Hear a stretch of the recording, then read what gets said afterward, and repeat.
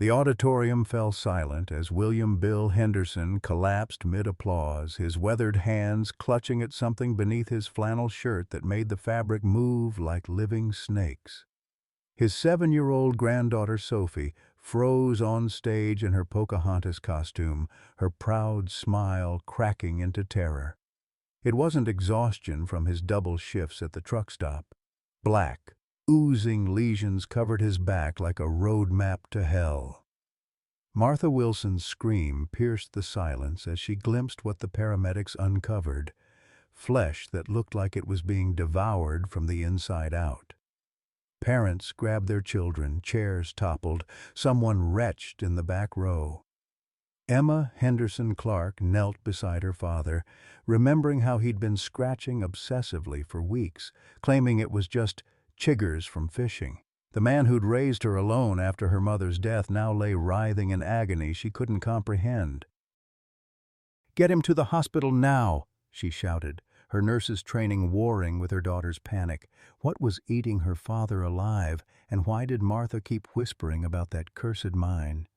Leave a like and share your thoughts in the comments along with the city you're watching from now.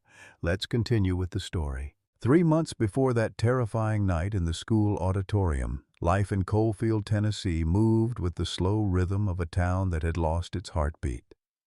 The Henderson family had called this place home for 4 generations, back when the coal mines promised prosperity and the mountains held secrets worth digging for. William Bill Henderson stood 65 years tall with hands that told stories of honest work and a back bent from decades underground. Cherokee blood ran through his veins, a heritage he wore quietly, like his late wife Margaret's silver necklace, the one piece of jewelry she'd treasured above all else. Every morning he'd touch that tarnished pendant and whisper, "Another day, Maggie. Just give me strength for another day."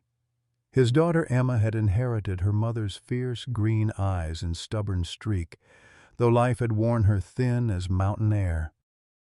At 35, she juggled 12-hour nursing shifts at Knoxville General with single motherhood, her recent divorce leaving her scrambling to keep Sophie's world stable while her own crumbled. The dark circles under her eyes spoke of sleepless nights spent worrying about custody battles and unpaid bills that kept multiplying like weeds. 7-year-old Sophie Mae Henderson Clark possessed the kind of innocent wisdom that only children carry, too young to understand why Daddy didn't live with them anymore, but old enough to know that Grandpa Bill's hugs could fix almost anything. She had her grandmother's Cherokee features and her grandfather's gentle soul, spending afternoons learning to bait hooks and listening to stories about the old days when the mines ran deep and families stayed together. Martha Wilson had been the Hendersons' neighbor for 40 years, watching Bill and Margaret build their life from nothing, witnessing Margaret's long battle with cancer, and now serving as the unofficial guardian angel for what remained of their family. At 68, she moved through the world with the authority of someone who'd buried 3 husbands and raised 5 children, her kitchen always warm with fresh coffee, and her sharp eyes missing nothing that happened on Maple Street. The town itself bore scars from economic devastation. When the last mine closed in 2019, Coalfield's population dropped from nearly 2,000 to just 847 souls, who either couldn't leave or wouldn't abandon the mountains their families had called home for generations. Main Street looked like a mouth missing half its teeth, empty storefronts outnumbering open businesses, dreams dried up like creek beds in August. But the Hendersons endured, bound together by love stronger than mountain stone and Cherokee traditions that taught them to honor their ancestors while protecting the next generation.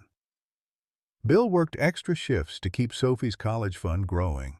Emma fought daily battles to provide stability, and little Sophie brought light to their small house with her laughter and endless questions about the grandmother she barely remembered.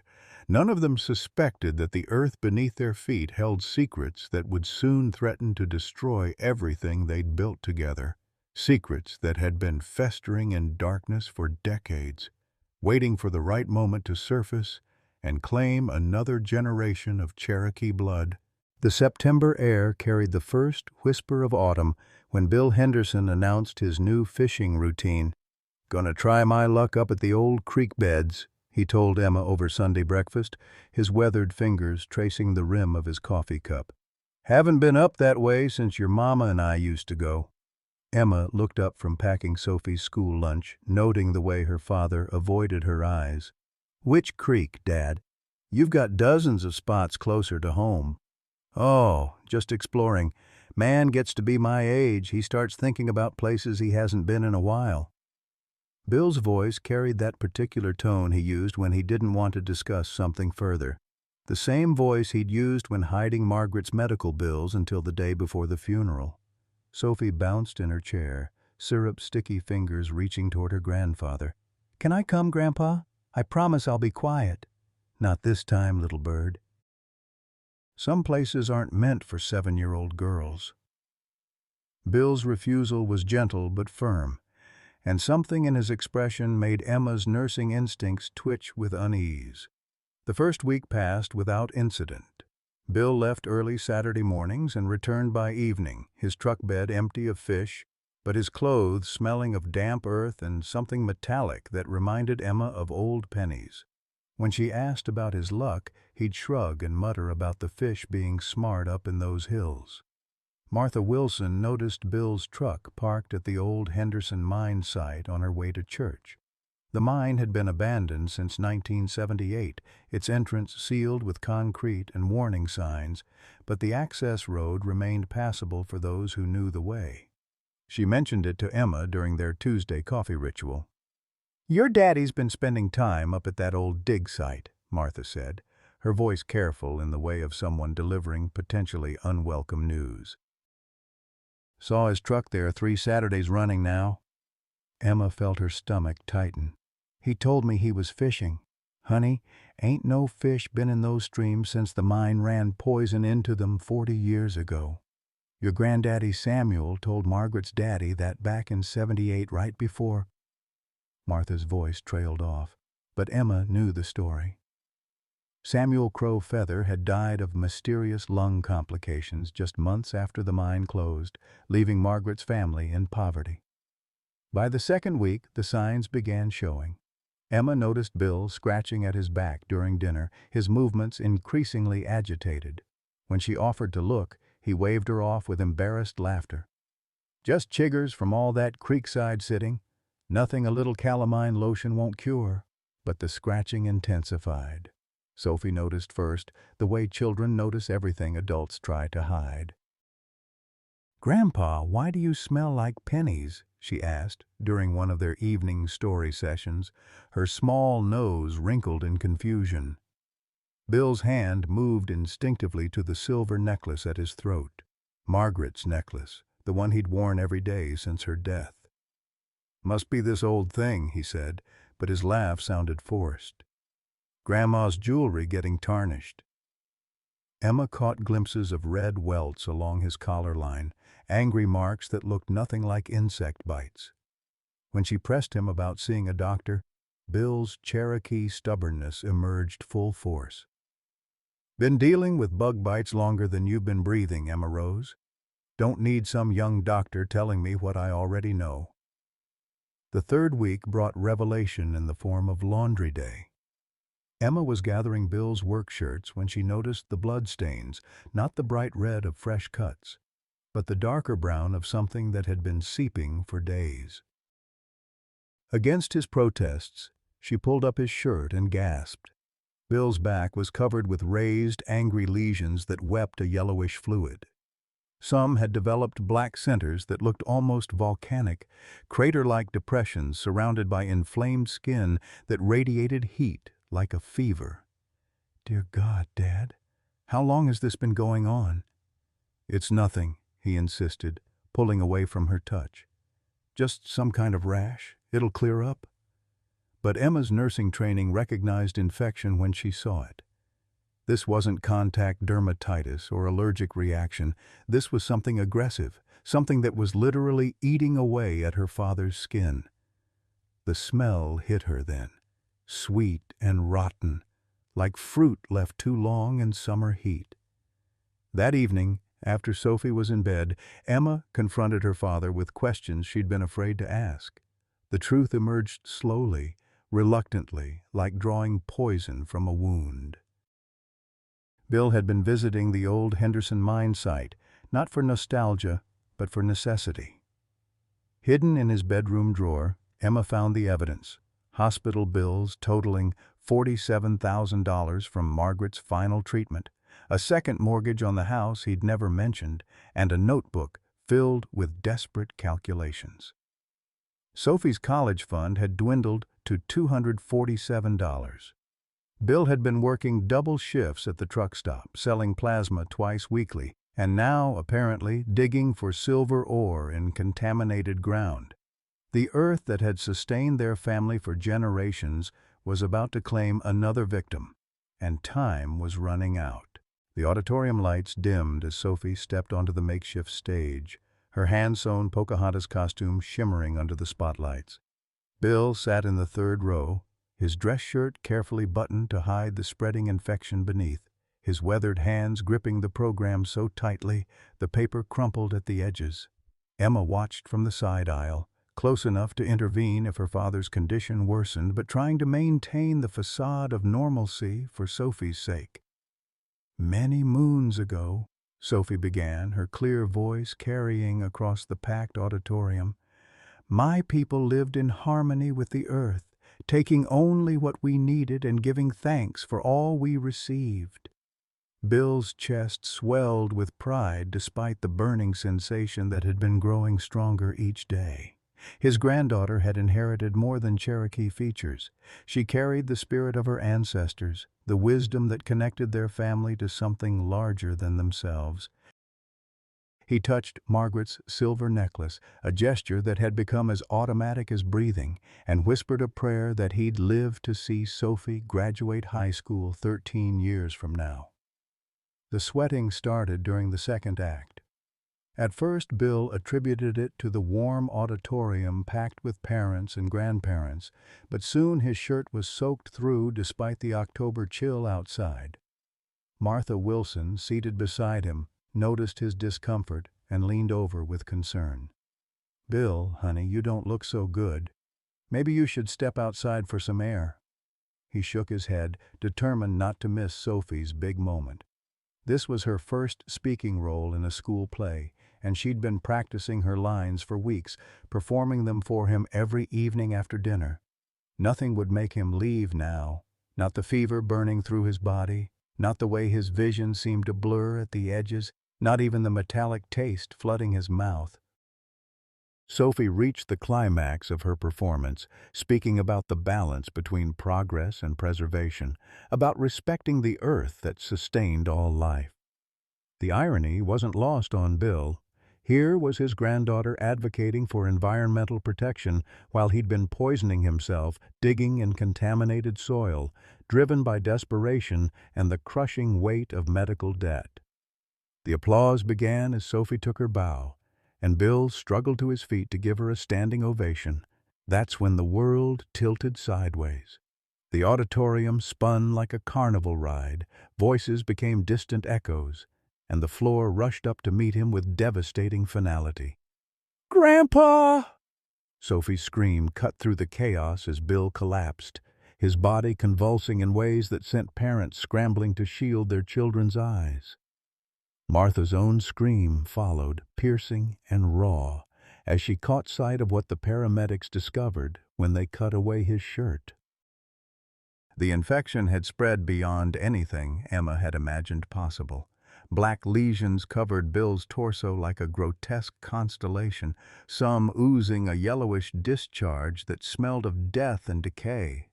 The paramedics worked with professional efficiency, but Emma could see the alarm in their eyes as they radioed ahead to the hospital. "We need a trauma bay and infectious disease on standby," one of them spoke into his radio. "Unknown skin condition, possible sepsis, patient unconscious and critical." Sophie remained frozen on the stage, still in costume, tears streaming down her painted cheeks as other parents tried to usher their children away from the disturbing scene. Emma's ex-husband, who had attended the play despite their bitter custody disputes, stepped forward with a grim expression. "Emma, this is exactly what I've been talking about," he said, his voice cold and calculating. "Sophie can't be exposed to whatever disease your father has. This is an unsafe environment for our daughter." "Don't you dare!" Emma hissed, her maternal instincts overriding everything else. "Not now, Derek. My father is dying." "Which is exactly why Sophie needs to come home with me tonight." The argument might have escalated, but Martha Wilson intervened with the authority of someone who had lived through enough family crises to recognize when lawyers and social services would only make things worse. She swept Sophie off the stage and into her arms, whispering reassurances while keeping the child's face turned away from the medical chaos. "That little girl stays with family," Martha declared, her voice brooking no argument. "I've been watching over Henderson's for 40 years, and I'm not stopping now." The ambulance ride to Knoxville General became a blur of sirens and medical jargon that Emma barely comprehended despite her nursing background. Bill remained unconscious, his breathing shallow and labored, while monitors displayed vital signs that painted an increasingly grim picture. The paramedic working on him kept shaking his head and muttering under his breath. "Ma'am, I've been doing this for 15 years, and I've never seen anything like this," he told Emma as they pulled into the hospital bay. "Whatever caused these lesions, it's not responding to conventional treatment. His white blood cell count is through the roof, but his body isn't fighting the infection. It's like his immune system is attacking itself." Dr. Patricia Crow Feather was waiting in the emergency department, having been called in for consultation on what the hospital staff was already calling the most unusual dermatological case in recent memory. When she saw Bill's condition, her face went ashen, and she immediately ordered isolation protocols. "I need this patient in negative pressure isolation immediately," she commanded, her professional demeanor barely concealing what looked like recognition. "Nobody touches him without full protective equipment, and I want samples sent to the CDC in Atlanta tonight." Emma watched through the isolation room window as medical personnel in hazmat suits worked on her father, feeling helpless and terrified. Sophie's words from the play echoed in her mind, "Taking only what we needed and giving thanks for all we received." But Bill had taken nothing. The earth had given him this poison freely, a toxic gift that threatened to destroy everything they had left. The nightmare was just beginning, and none of them understood yet that what was eating Bill alive had been waiting in the ground for decades, patient as death itself. The isolation room at Knoxville General Hospital hummed with the constant whisper of negative pressure ventilation, a sound that would haunt Emma's dreams for months to come. Through the reinforced glass window, she watched her father's chest rise and fall with mechanical assistance, his once powerful frame now diminished by the infection that seemed to be consuming him from within. The black lesions had spread overnight, creating patterns across his skin that resembled nothing in her medical training. Dr. Patricia Crow Feather emerged from the isolation chamber, her dark hair plastered to her forehead with perspiration despite the cool October air. Something in her expression made Emma's heart race, not just professional concern, but personal recognition, as if she'd seen this nightmare before. "Mrs. Henderson Clark, I need to ask about your father's recent activities," Dr. Crow Feather said, pulling off her protective gear with practiced efficiency. "Has he been working with any unusual materials, chemicals, anything involving mining or excavation?" Emma's throat constricted. He's been visiting old mine sites. For fishing, he said, but I found evidence he was digging for silver ore. The Henderson mine, mostly. It closed in 1978. The doctor's face went pale, and she gripped Emma's arm with urgent intensity. "The Henderson mine? Are you certain?" "Yes. Why? What's wrong?" Dr. Crow Feather closed her eyes for a moment, and when she opened them, Emma saw decades of pain reflected there. My grandfather died from a similar condition in 1978. Samuel Crowfeather. He worked that mine the month before it closed. The revelation hit Emma like cold water. She remembered the stories.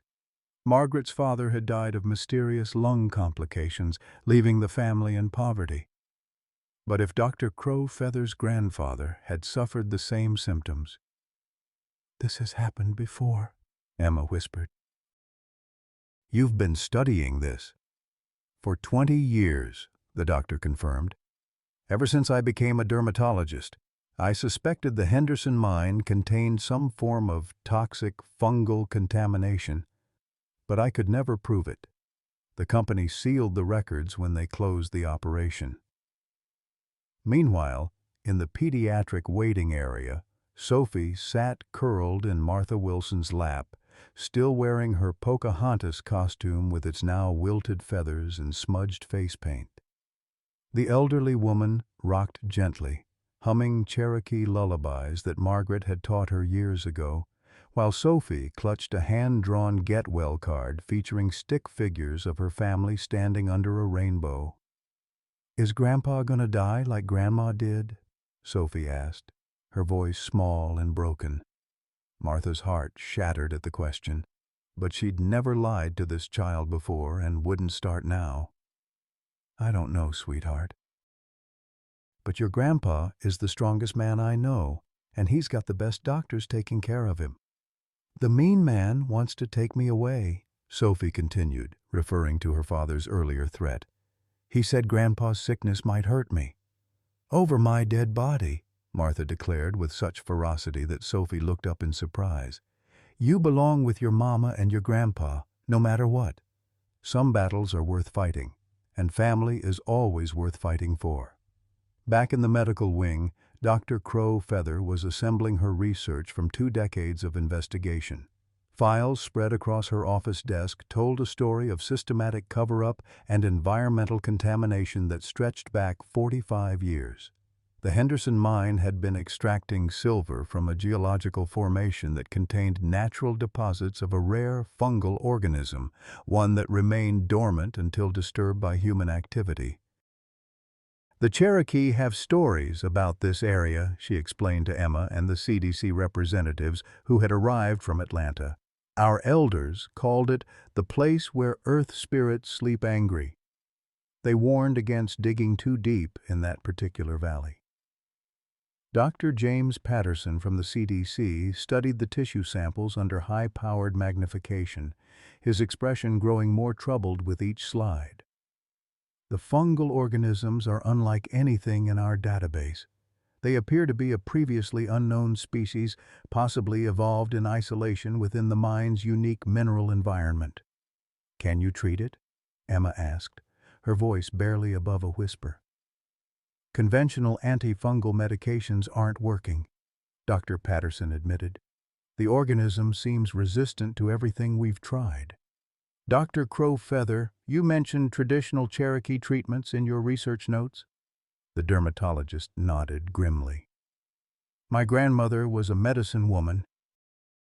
She knew plants that could fight infections the modern world has forgotten about.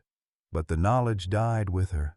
I was too young, too focused on Western medicine to learn properly." As night fell over the hospital, Sophie insisted on sleeping in the waiting room despite Emma's attempts to take her home. The little girl had fashioned a bed from couch cushions and was reading aloud from a book of Cherokee legends, convinced that her grandfather could hear her voice through the isolation room walls. "Long ago," Sophie read, her young voice carrying down the empty corridors, "the Cherokee people learned that the earth holds both medicine and poison, and wisdom lies in knowing the difference." Dr. Crowfeather paused outside the waiting room, struck by the child's words. Something in that simple sentence triggered a memory, not from medical school but from childhood visits to her grandmother's cabin. The old woman had shown her plants that grew specifically around mining sites, nature's own response to environmental contamination. "White sage mixed with bloodroot," she murmured to herself, then louder, "Where would I find plants that grow near contaminated soil?" Emma looked up from her vigil. Martha would know. She's lived here her whole life, and her garden is legendary. If anyone knows about local plants and their properties, it's her. At 2 a.m., Martha Wilson found herself in the strangest position of her 68 years, leading a Cherokee doctor and CDC officials through the moonlit woods behind the abandoned Henderson mine, searching for specific plants that might hold the key to saving Bill's life. Her flashlight beam caught the silvery undersides of leaves that grew in patches where the contaminated groundwater seeped to the surface.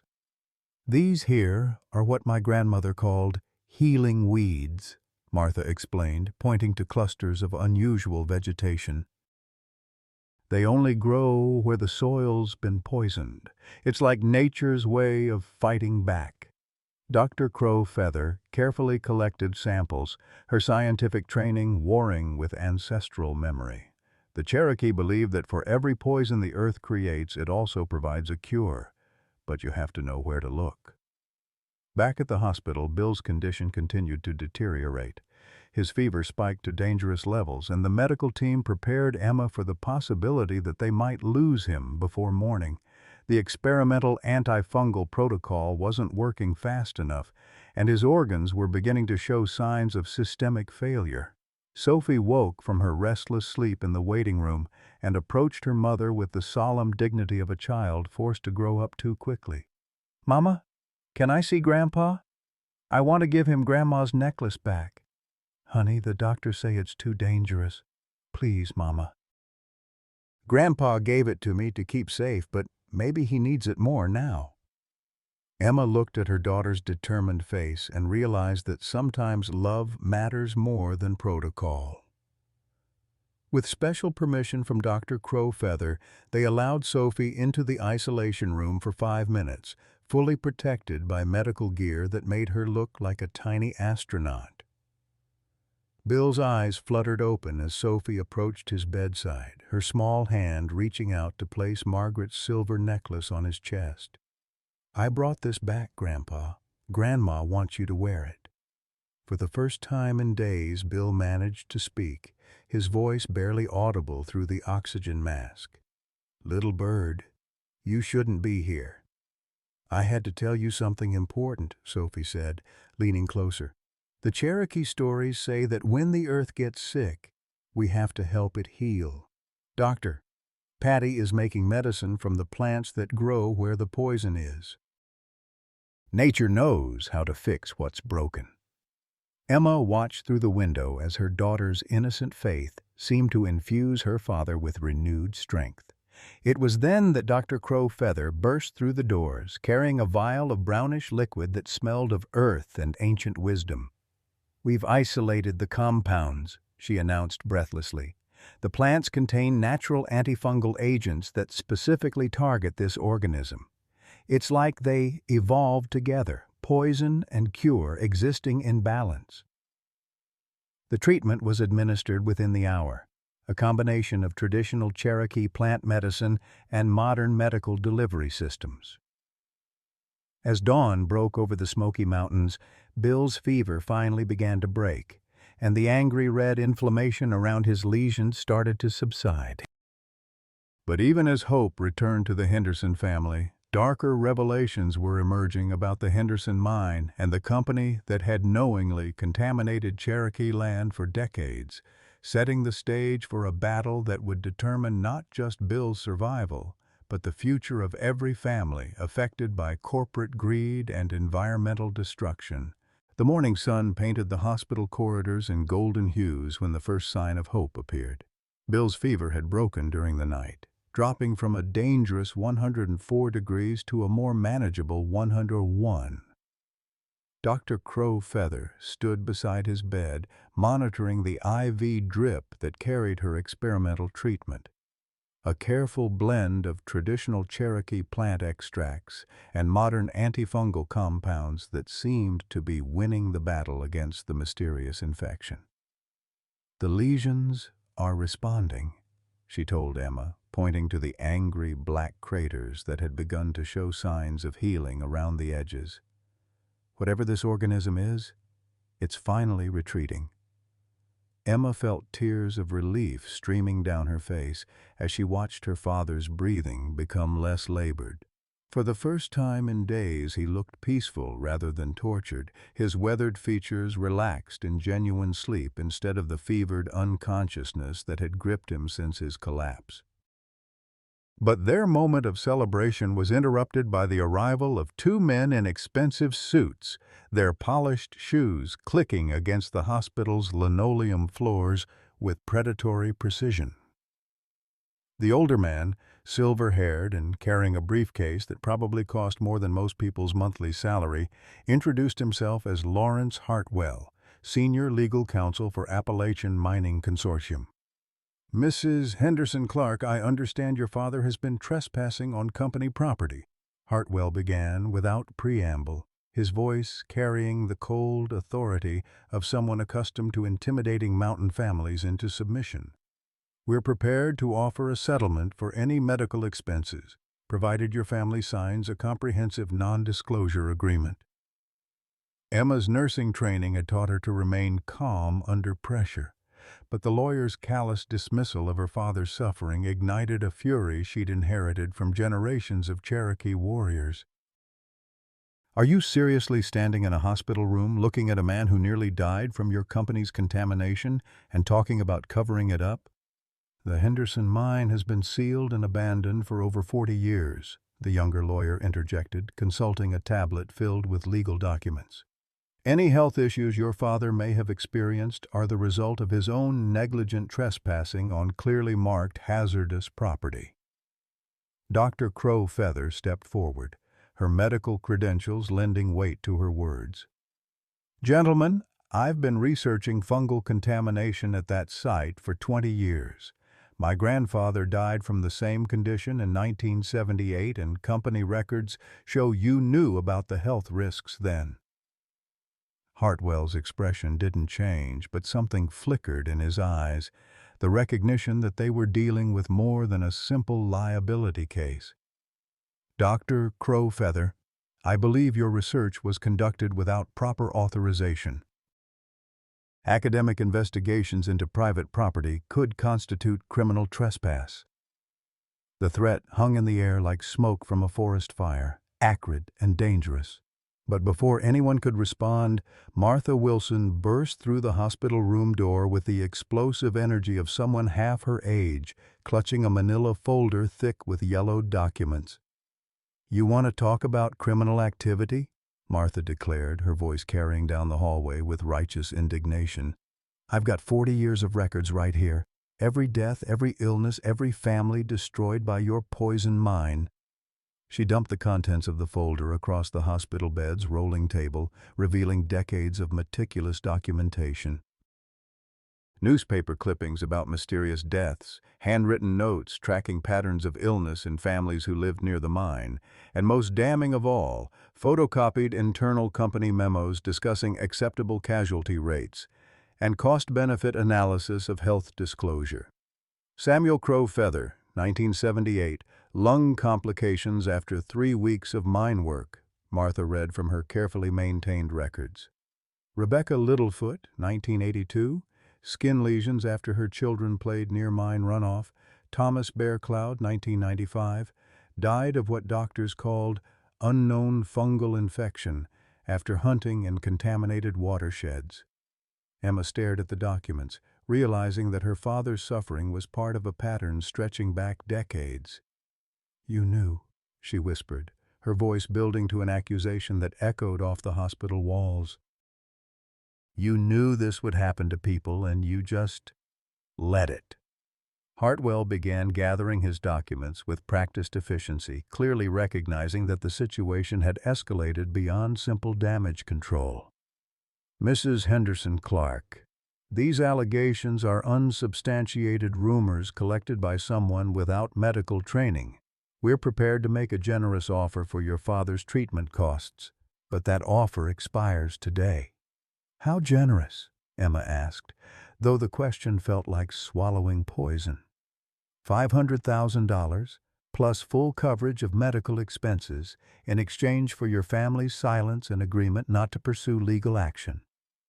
The number was staggering.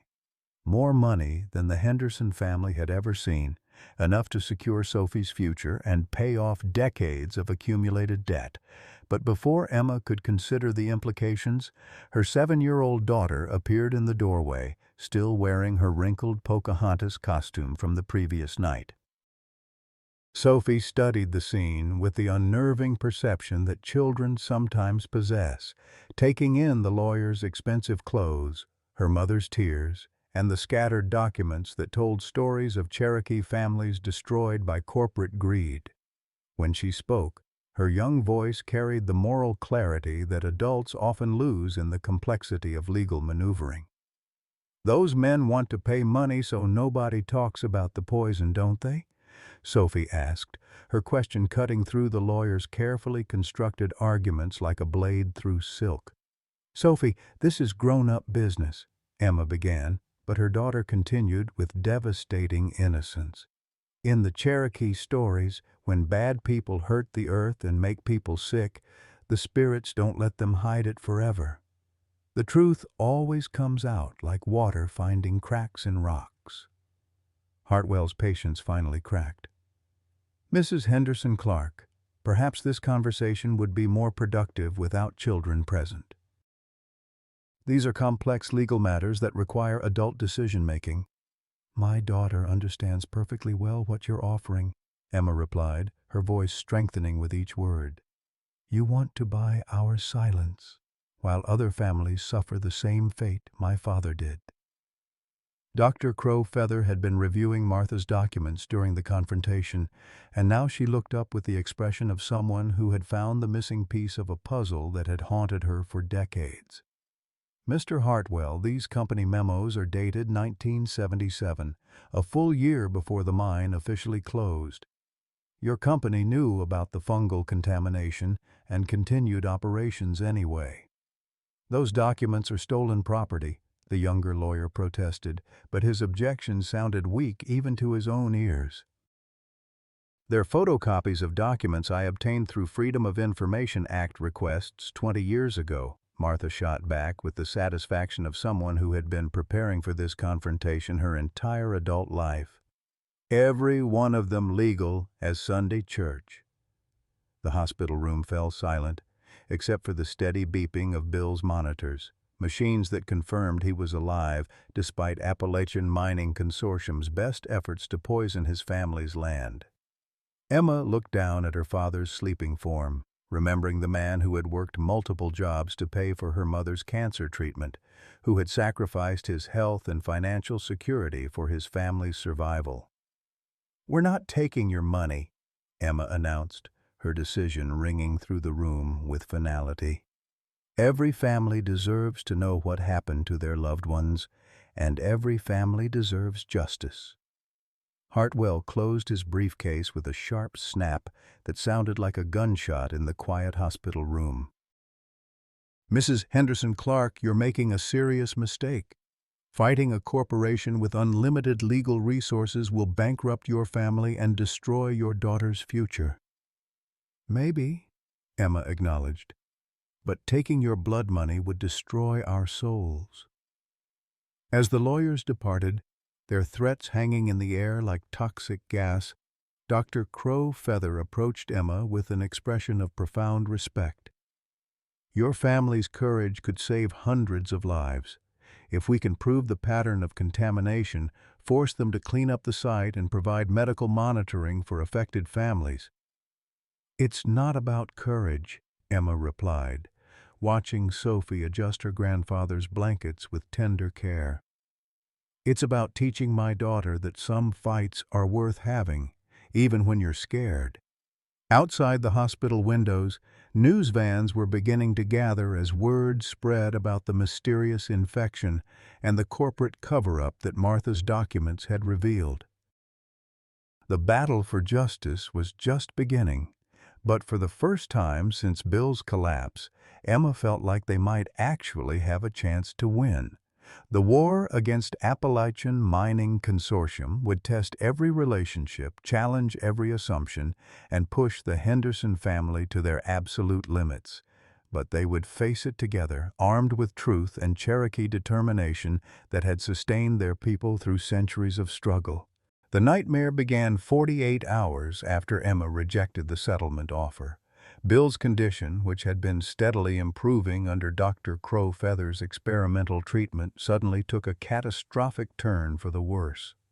His fever spiked back to dangerous levels, the healing lesions reopened with vengeance, and new areas of infection bloomed across his chest and arms like deadly flowers. "I don't understand it," Dr. Crowfeather told Emma, her voice thick with exhaustion and confusion. The plant-based treatment was working. His white blood cell count had stabilized. The inflammation markers were dropping. Something's changed. Emma stood at her father's bedside, watching the monitors that painted an increasingly grim picture of his vital signs. The man who had seemed to be winning his battle against the mysterious infection now looked like he was losing the war entirely. His breathing had become labored again, requiring increased oxygen support, and the medical team was discussing the possibility of intubation. "Could the infection have mutated?" Emma asked, her nursing background helping her grasp the medical complexities, even as her heart broke at watching her father suffer. "It's possible, but highly unusual. Fungal organisms don't typically adapt this quickly to treatment." Dr. Crowfeather hesitated, then added quietly, "There's something else. The hospital administration has been asking questions about my research, my treatment protocols. They're concerned about liability." The implications hit Emma like a physical blow. They want you to stop treating him. Not directly, but they're suggesting that experimental treatment should be discontinued in favor of standard care protocols, which we both know aren't effective against this organism. Meanwhile, in the pediatric waiting area, Sophie was experiencing her own crisis. Her father, Derek, had arrived that morning with a social worker and a court order granting him emergency temporary custody, citing the unsafe and potentially infectious environment that his daughter was being exposed to. "Sophie needs to come with us now," Derek announced, his voice carrying the cold satisfaction of someone who had been waiting for this opportunity. "This situation has gone beyond what any child should have to witness."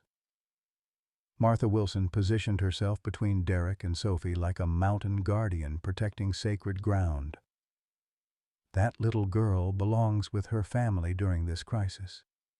Taking her away now would be nothing short of cruelty." "The court disagrees," the social worker interjected, consulting her official paperwork. "Given the unknown nature of Mr. Henderson's condition and the stress this situation is placing on the child, immediate removal is in Sophie's best interest." Sophie pressed herself against Martha's side, her small hands clutching the elderly woman's cardigan. "I don't want to go. Grandpa needs me here. Who's going to read him stories if I leave?" Emma arrived from Bill's room to find her worst nightmare unfolding in the hospital corridor. The custody battle she'd been dreading for months was now being weaponized against her family's medical crisis, adding legal trauma to their mounting emotional devastation. "You can't take her," Emma said, her voice breaking. "Not now. Not when my father might be dying." "Emma, look at yourself," Derek replied with calculated cruelty. "You haven't showered in 3 days.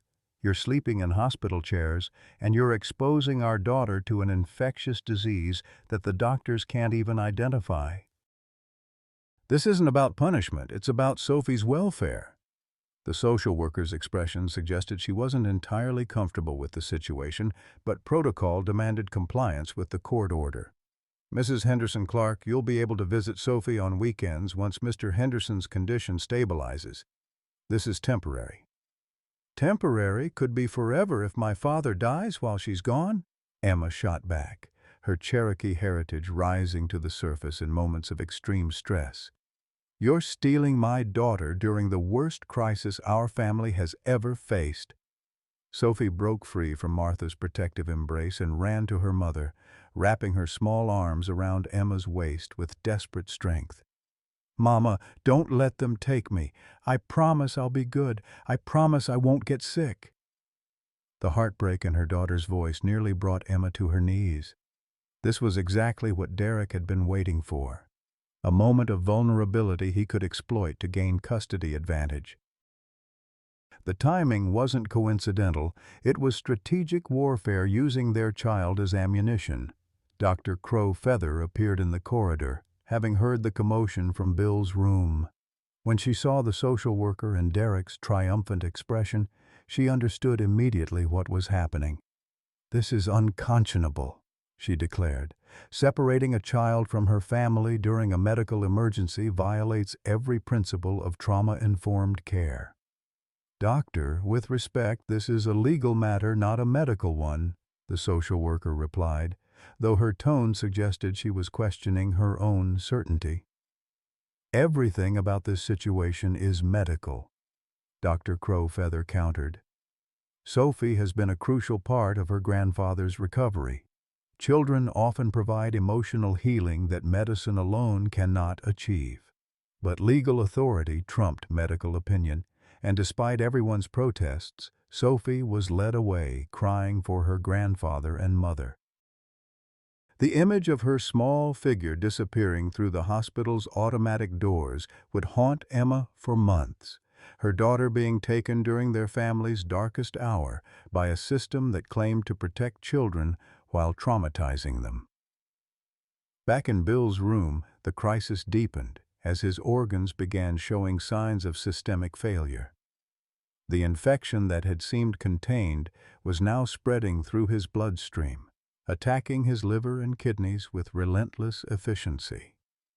The medical team gathered for what everyone recognized as a final consultation about treatment options. "His body isn't responding to any conventional intervention," the head physician explained to Emma with gentle finality. "The experimental treatment appears to have lost its effectiveness, and his condition is deteriorating rapidly." Emma found herself facing the impossible decision that haunts every family member in critical care situations. The doctors were recommending comfort care, essentially giving up on active treatment and focusing on pain management during Bill's final hours. Without Sophie's presence, without the hope of justice, and without effective medical options, Emma felt the crushing weight of helplessness. "How long?" she asked, the words barely audible. "Hours, possibly a day or two at most," Dr. Crowfeather replied, her professional composure cracking under the weight of her own failure to save the man whose condition had consumed her life's work. Martha Wilson sat in the corner of the room, her usually sharp tongue silenced by grief. She had watched 4 generations of Hendersons face life's challenges with Cherokee resilience, but this felt different. Like watching the earth itself reject a family that had called these mountains home for over a century. "I should call the rest of the family," Emma said mechanically, going through the motions of end-of-life preparations while her heart shattered into pieces too small to ever reassemble. The room filled with the terrible silence that accompanies impending death, broken only by the mechanical rhythm of life support machines and the distant sounds of hospital activity. Bill's weathered hands lay still on the white sheets, no longer strong enough to work double shifts or dig for silver in contaminated soil or provide the steady presence that had anchored his family through decades of struggle. As evening shadows lengthened across the hospital room, Emma realized that Appalachian Mining Consortium was about to achieve their ultimate victory. Bill Henderson would die. Sophie would be raised by a father who valued legal advantage over family bonds, and the pattern of corporate-caused deaths would continue unchallenged. The truth would be buried along with her father, and justice would remain as elusive as the silver ore that had poisoned him. The Henderson family's fight for survival had reached its darkest moment, and Emma could see no path forward through the suffocating darkness of loss, legal defeat, and systemic failure that threatened to consume everything her ancestors had built in these ancient mountains. The revelation came at 3:17 a.m., during the darkest hour when hope traditionally dies in hospital corridors. Dr. Crow Feather stood hunched over a microscope in the laboratory, her eyes burning from exhaustion as she examined tissue samples under high magnification for what felt like the thousandth time. Something had been nagging at her for hours, a detail that didn't fit the pattern, an anomaly that her sleep-deprived mind couldn't quite grasp. Then she saw it. The silver particles embedded in Bill's tissue weren't just contaminated with fungal spores. They were actively feeding the infection. Under the microscope's harsh light, she watched as the metallic fragments seemed to pulse with their own rhythm, creating an environment where the deadly organism could thrive and multiply with supernatural efficiency. "The necklace," she whispered, her voice echoing in the empty laboratory. "It's not just exposure, it's amplification." Margaret's silver necklace, the precious heirloom that Bill had worn faithfully since his wife's death, wasn't a symbol of love, it was a conductor of death. The silver had been crafted from ore extracted from the Henderson mine in the 1960s, decades before anyone understood the fungal contamination lurking in the geological formations. For 3 years, Bill had worn the infected metal against his skin, creating a perfect breeding ground for the organism that was now consuming him from within. Dr. Crow Feather's hands trembled as she reached for her phone, calling Emma despite the ungodly hour. The truth that would save Bill's life was the same truth that would destroy the memory of his beloved wife. Margaret hadn't died from cancer alone, but from decades of exposure to the same contaminated silver that was now killing her husband. "Emma, I need you to remove your father's necklace immediately, Doctor," Crowfeather said without preamble when Emma answered on the second ring. "It's the source of ongoing contamination." "What are you talking about? Dad's been wearing that necklace for 3 years. If it was dangerous..." "The silver contains concentrated fungal spores. Every time he touches it, every time it rubs against his skin, he's reinfecting himself. That's why the treatment stopped working.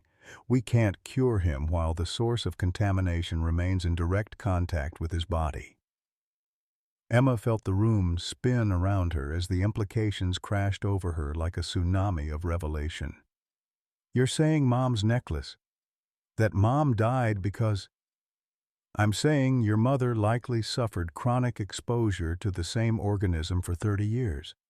Her cancer, the complications that killed her, they were symptoms of long-term fungal poisoning that went undiagnosed because no one knew to look for it." The second revelation struck Emma with equal force. If Margaret had died from contamination caused by the mining company, then her medical bills, the crushing debt that had driven Bill to desperate measures, were the result of corporate negligence spanning generations. The Hendersons hadn't just lost a wife and mother, they'd been financially destroyed by treating a condition that Appalachian Mining Consortium had caused and concealed. Emma raced to her father's bedside, her hands shaking as she reached for the silver necklace that had never left his throat. But as her fingers touched the tarnished metal, Bill's eyes fluttered open with sudden clarity. "Don't," he whispered, his voice barely audible but carrying the authority of a man who had been fighting death for days. "It's all I have left of her." "Dad, the necklace is making you sick. Dr. Crow Feather found proof. The silver is contaminated." Bill's weathered hand moved to cover the pendant, protecting it even as it killed him. "Your mama wore this every day for 30 years. And if I take it off now, it's like losing her all over again." The third revelation came from Martha Wilson, who had been conducting her own investigation with the relentless determination of someone who had watched too many neighbors die without explanation. She burst into the hospital room carrying a cardboard box filled with jewelry, photographs, and documents that painted a picture of systematic contamination spanning 5 decades. "Bill Henderson, you listen to me," Martha declared, dumping the box's contents across his bed table. Every piece of jewelry in here was made from Henderson Mine silver. Wedding rings, necklaces, bracelets, all of them gifts from the mining company to employees' families. She held up a faded photograph showing the mine's closing ceremony in 1978, where company executives presented silver jewelry to retiring workers and their wives as appreciation gifts. Margaret Henderson stood in the front row, proudly wearing the necklace that would eventually kill her, while Bill beamed beside her in his mining helmet. They knew, Martha continued, her voice building to righteous fury. They knew the silver was contaminated, and they gave it to families anyway, called it a bonus for years of faithful service. Emma studied the photograph, seeing her parents' younger selves captured in a moment of happiness that had been poisoned by corporate greed. The necklace around her mother's throat wasn't a symbol of love. It was evidence of attempted murder, a slow-acting weapon disguised as a gift. Dr. Crow Feather entered the room with laboratory results that confirmed Martha's horrific discovery. I've tested 3 other pieces of jewelry from that era. All of them show the same fungal contamination. The mining company wasn't just disposing of toxic waste, they were turning it into jewelry and giving it to families as presents. The 4th revelation came in the form of Derek Henderson Clark, who arrived at the hospital with unexpected news that would change everything. His face bore the expression of someone who had discovered that his moral certainty was built on shifting sand. "Emma, I need to apologize," he said, his usual arrogance replaced by something resembling shame. "Sophie told me about the Cherokee stories, about families being poisoned by mining companies. I did some research of my own." He handed Emma a folder containing legal documents that made her heart race with possibility. "My law firm has been representing Appalachian Mining Consortium for 15 years. And I had access to internal communications that show a pattern of deliberate contamination. They didn't just know about the fungal organism, they weaponized it." Emma stared at the documents, seeing decades of corporate correspondence discussing acceptable mortality rates and cost-effective disposal methods that involved disguising toxic waste as commemorative gifts. The jewelry program hadn't been a gesture of appreciation. It had been a systematic method of poisoning Cherokee families while maintaining plausible deniability. "I'm withdrawing the custody petition," Derek continued, his voice heavy with guilt. "Sophie belongs here with her family, especially now that I understand what you're really fighting." The 5th and most shocking revelation came from Sophie herself, who had escaped from her father's house and somehow made her way back to the hospital. The 7-year-old stood in the doorway wearing her pajamas and a determination that belonged on someone 10 times her age. "I remembered something Grandma told me before she died," Sophie announced, walking directly to her grandfather's bedside. "She said the necklace was special because it came from our family's land, but she also said it made her feel sick sometimes, like the earth was trying to tell her something." Sophie reached for the necklace with steady hands, meeting her grandfather's eyes with the kind of courage that transforms ordinary moments into heroic ones. Grandma wouldn't want this pretty thing to hurt you. She'd want you to live to tell more stories." Bill looked into his granddaughter's face and saw Margaret's spirit shining through Cherokee features that carried the wisdom of both his bloodlines. With trembling fingers, he unclasped the necklace that had been slowly killing him for 3 years and placed it in Sophie's small hands. "Take it to the doctors, little bird," he whispered. "Let them use it to help other families." The moment the contaminated silver left Bill's skin, his vital signs began to stabilize. The infection that had been feeding on direct contact with concentrated fungal spores finally started responding to Dr. Crow Feather's plant-based treatment. But more importantly, the Henderson family had uncovered evidence of corporate genocide that would expose Appalachian Mining Consortium's crimes to the world. As dawn broke over the Smoky Mountains, 5 generations of Cherokee suffering finally had a voice, a weapon, and a chance for justice that would transform their tragedy into triumph. 6 months later, the morning sun painted Cherokee County in shades of gold and green that spoke of renewal and hope. Bill Henderson sat on his front porch, his weathered hands steady as he tied fishing lures with Sophie perched beside him, her small fingers learning the intricate knots that connected generations of mountain wisdom. The scars on his back had faded to silver lines that told stories of survival rather than suffering, and his strength had returned enough for the gentle activities that had always defined their relationship. "Tell me again about the big fish that got away," Sophie requested, her 7-year-old voice carrying the confidence of a child who had learned that families could overcome impossible odds when they stood together. Bill chuckled, the sound carrying across their small yard where Martha Wilson tended a garden of healing plants that Dr. Crow Feather had helped them cultivate.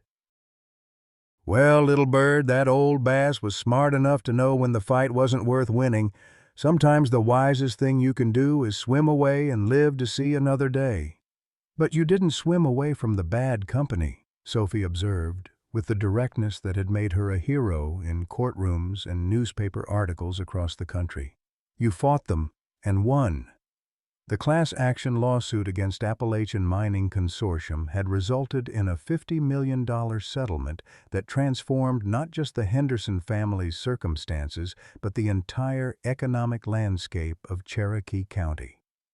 Bill's medical bills had been paid in full. Sophie's college fund had been restored to levels that would ensure her education through graduate school, and Emma had been able to quit her exhausting double shifts to spend time rebuilding relationships that had been strained by years of financial desperation. Emma emerged from the house carrying a tray of sweet tea and fresh biscuits, her face bearing the relaxed expression of someone who had learned to balance work and family in healthy proportions. The settlement money had allowed her to reduce her nursing hours to a manageable schedule while pursuing additional training in environmental health, preparing her to help other families affected by industrial contamination. "Dad, Dr. Crowfeather called," Emma announced, settling into her favorite chair beside the porch swing. "The Cherokee Health Clinic is ready for its grand opening next month. She wants you to cut the ribbon." The Dr. Patricia Crowfeather Cherokee Environmental Health Center had been funded entirely by the lawsuit settlement, creating a facility dedicated to treating and preventing mining-related health conditions throughout Appalachian communities. It represented the transformation of tragedy into healing, turning decades of corporate-caused suffering into a beacon of hope for future generations. Bill nodded with satisfaction, his eyes taking in the view of mountains that no longer held secrets of contamination and death. The Henderson mine site had been designated as a Superfund cleanup priority, with Appalachian Mining Consortium forced to fund complete environmental remediation that would take years to complete, but would finally allow the land to heal from decades of poisoning. Derek pulled into the driveway, his weekly visit now a welcome routine rather than a source of tension. The custody battle that had once threatened to tear Sophie away from her family had evolved into a cooperative arrangement that put their daughter's needs above adult conflicts. His law firm's decision to represent contamination victims instead of mining companies had earned him respect in Cherokee County and restored his relationship with his daughter. "How's my favorite environmental activist?" Derek asked, lifting Sophie into a hug that she returned with enthusiasm born of security rather than obligation. "I helped Grandpa plant 3 new trees where the poison used to be," Sophie reported proudly. "Dr. Patty says they'll grow up to be giants that clean the air for 100 years. Martha Wilson approached from her garden, her arms full of herbs and vegetables that had become legendary throughout the county for their healing properties. At 68, she had been honored by the Cherokee Nation as a keeper of memory for her 4 decades of documentation that had proven essential to the lawsuit's success. "That child of yours is going to change the world," Martha told Emma, her voice carrying the authority of someone who had watched Sophie testify in federal court with the composure of an adult and the moral clarity of innocence. Mark my words, she's got the spirit of her Cherokee ancestors and the determination of mountain people who don't know how to quit. The transformation extended beyond the Henderson family to the entire community. The settlement funds had established educational scholarships for Cherokee students, created job training programs for former miners transitioning to environmental cleanup work, and funded small business loans that were revitalizing Main Street after decades of economic decline. Dr. Crowfeather's research had been published in medical journals worldwide, creating new protocols for diagnosing and treating fungal infections caused by industrial contamination. Her combination of traditional Cherokee medicine with modern scientific methods had opened new avenues of research that honored ancestral wisdom while serving contemporary healing needs. As afternoon shadows lengthened across their yard, Bill and Sophie prepared for their weekly fishing expedition to the creek that had been declared safe for recreation after extensive testing and cleanup efforts. The simple pleasure of teaching his granddaughter to cast a line represented everything that the corporate executives had tried to steal from Cherokee families: the continuity of tradition, the peace of clean water, and the promise that future generations would inherit healing rather than poison. "Grandpa, what do you think Grandma would say about everything that happened?" Sophie asked as they gathered their fishing gear, her question carrying the weight of someone who understood that difficult victories often come with complicated emotions. Bill paused in his preparations, considering the complexity of grief that had been transformed by understanding. Margaret's death had been revealed as murder by contamination, but justice had finally been served and her suffering had led to healing for countless other families. "I think she'd be proud that we didn't let anger make us bitter," Bill replied thoughtfully. "Your grandma always said that the Cherokee way is to turn poison into medicine, to make something beautiful grow where ugly things tried to take root." Emma watched her father and daughter head toward the creek, their silhouettes carrying the promise of Saturday afternoons that would continue for years to come. The custody schedule that had once filled her with dread now provided reliable time for personal healing and community involvement that strengthened rather than stressed their family bonds. As evening approached, the Henderson family gathered around their dinner table for a meal that had become a weekly tradition. Derek stayed for supper, Martha Wilson brought her famous cornbread, and Dr. Crowfeather stopped by with updates from the health clinic that bore her name. The conversation flowed between English and Cherokee, between medical terminology and mountain wisdom, between past struggles and future possibilities.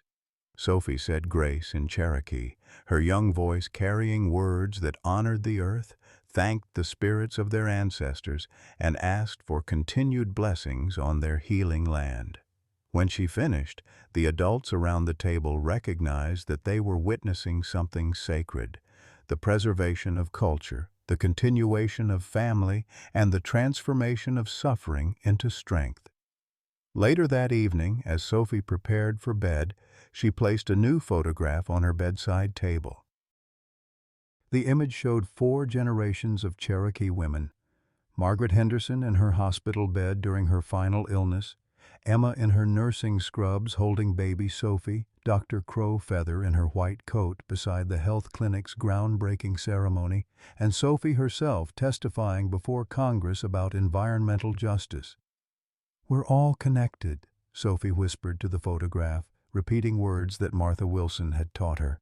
"What happens to one of us happens to all of us. That's why we fight for each other." Outside her window, the mountains stood sentinel over Cherokee County, their ancient peaks holding new promises of clean water, healthy soil, and children who would grow up knowing that their voices could move corporations and their courage could heal communities. The Henderson family had learned that sometimes the greatest treasures aren't buried in the ground. They're found in the love that sustains families through impossible circumstances. and the justice that emerges when ordinary people refuse to accept extraordinary injustice.